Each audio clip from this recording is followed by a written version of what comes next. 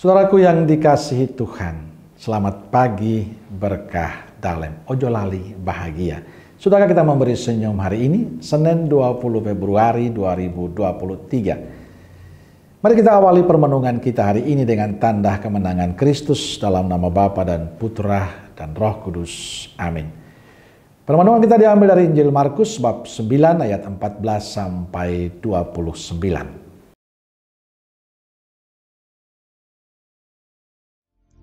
Ketika Yesus, Petrus, Yakobus, dan Yohanes kembali pada murid-murid lain, mereka melihat orang banyak mengerumuni murid-murid itu, dan beberapa ahli Taurat sedang mempersoalkan sesuatu dengan mereka. Pada waktu orang banyak itu melihat Yesus, tercenganglah mereka semua dan bergegas menyambut dia. Lalu Yesus bertanya kepada mereka, "Apa yang kamu persoalkan dengan mereka?" Kata seorang dari orang banyak itu, "Guru, anakku ini kubawa kepadamu karena ia kerasukan roh yang membisukan dia. Dan setiap kali roh itu menyerang dia, roh itu membantingkannya ke tanah. Lalu mulutnya berbusa, giginya bekertakan, dan tubuhnya menjadi kejang. Aku sudah meminta kepada murid-muridmu supaya mereka mengusir roh itu, tetapi mereka tidak dapat." Maka kata Yesus kepada mereka, "Hai kamu angkatan yang tidak percaya. Berapa lama lagi aku harus tinggal di antara kamu? Berapa lama lagi aku harus sabar terhadap kamu? Bawalah anak itu kemari." Lalu mereka membawanya kepadanya.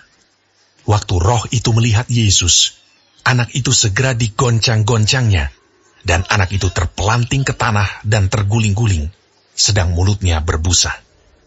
Lalu Yesus bertanya kepada ayah anak itu, "Sudah berapa lama ia mengalami ini?" Jawabnya, "Sejak masa kecilnya.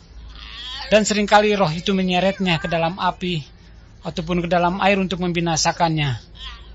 Sebab itu, jika engkau dapat berbuat sesuatu, tolonglah kami dan kasihanilah kami." Jawab Yesus, "Katamu, jika engkau dapat. Tidak ada yang mustahil bagi orang yang percaya." Segera ayah anak itu berteriak, "Aku percaya. Tolonglah aku yang tidak percaya ini." Ketika Yesus melihat orang banyak makin datang berkerumun, ia menegur roh jahat itu dengan keras. Katanya, "Hai kau roh yang menyebabkan orang menjadi bisu dan tuli, aku memerintahkan engkau, keluarlah daripada anak ini dan jangan memasukinya lagi." Lalu keluarlah roh itu sambil berteriak dan menggoncang-goncang anak itu dengan hebatnya. Anak itu kelihatannya seperti orang mati, sehingga banyak orang yang berkata, "Ia sudah mati." Tetapi Yesus memegang tangan anak itu dan membangunkannya, lalu ia bangkit sendiri. Ketika Yesus sudah di rumah dan murid-muridnya sendirian dengan dia, bertanyalah mereka, "Mengapa kami tidak dapat mengusir roh itu?" Jawabnya kepada mereka, "Jenis ini tidak dapat diusir kecuali dengan berdoa." Saudaraku yang dikasihi Tuhan, bacaan Injil hari ini bicara tentang Yesus bersama Petrus, Yakobus, dan Yohanes turun dari gunung. Lalu mereka berjumpa dengan banyak orang yang sedang bersoal jawab dengan para murid karena tidak mampu menyembuhkan seorang anak yang kerasukan roh yang membisukan dia.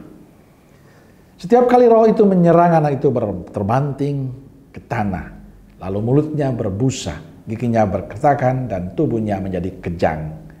Para murid tidak bisa melakukan apa-apa terhadap anak ini. Saudaraku yang dikasihi Tuhan, ketika Yesus ada di hadapan anak itu, roh jahat menyiksa anak itu.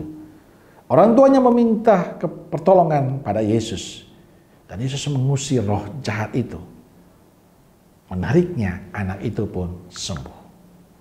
Kunci mengapa anak itu bisa sembuh adalah kepercayaan ibunya. Ia datang bertemu dengan Yesus, meminta agar Yesus menyembuhkan anaknya kerasukan roh jahat. Dan ia yakin Yesus mampu melakukan itu. Dan ada buktinya. Dikala ia datang pada Yesus, bercerita pada Yesus, menunjukkan bahwa anaknya kerasukan roh jahat, dan Yesus melakukan itu. Dan anak itu pun sembuh. Saudaraku yang dikasihi Tuhan, apa kita bisa memiliki iman yang sungguh percaya pada kuasa penyembuhan Yesus? Apa kita yakin bahwa Yesus mampu melakukan apa saja untuk kehidupan kita? Apa kita yakin Yesus sungguh melepaskan semua kuasa jahat dalam kehidupan kita? kunci dari semuanya pengalaman penyembuhan, yakni percaya penuh pada Yesus. Maka saya ingin mengajak kita jangan pernah ragu, jangan pernah malu untuk datang kepada Yesus. Percaya dan taat pada Yesus, pada perintah dan janji-janjinya adalah cara beriman yang baik. Percaya bahwa Yesus punya kuasa untuk melepaskan dan membebaskan kita dari semua belenggu hidup kita. Maka sebenarnya kalau kita merenungkan pengalaman Injil, sabda Tuhan beberapa hari ini, kuncinya satu. Datang pada Yesus dan percaya pada Yesus. Sebab Dia mampu melakukan yang terindah untuk kehidupan kita. Amin. Semoga Allah yang Maha Kasih memberkati saudaraku sekalian, Bapa, Putra, dan Roh Kudus. Amin. Keluarga Kudus Nazaret, doakanlah kami. Amin. Berkah dalam